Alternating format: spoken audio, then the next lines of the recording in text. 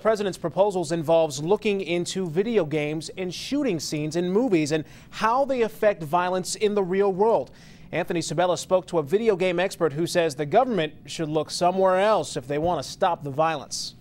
With a $10 million pledge to the Centers for Disease Control, President Barack Obama is looking at all the possibilities when it comes to stopping gun violence. Congress should fund research into the effects that violent video games have on young minds.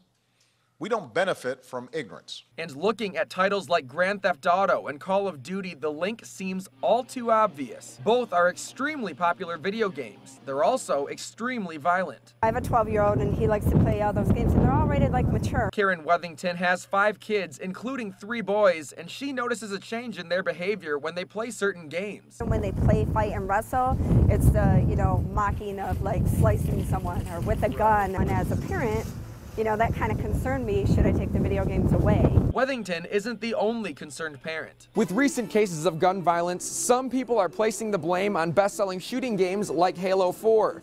But experts say not so fast. There's no conclusive evidence that games make people more violent. Casey O'Donnell, an assistant professor of games research at Michigan State, says there haven't been any studies that prove a connection between violence and video games.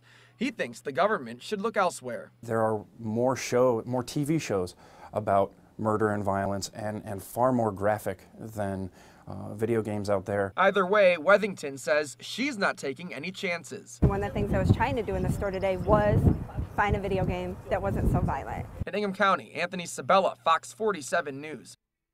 Not only does O'Donnell say there is no proof video games cause violence, he also says there are studies that show video games make people happier and less violent.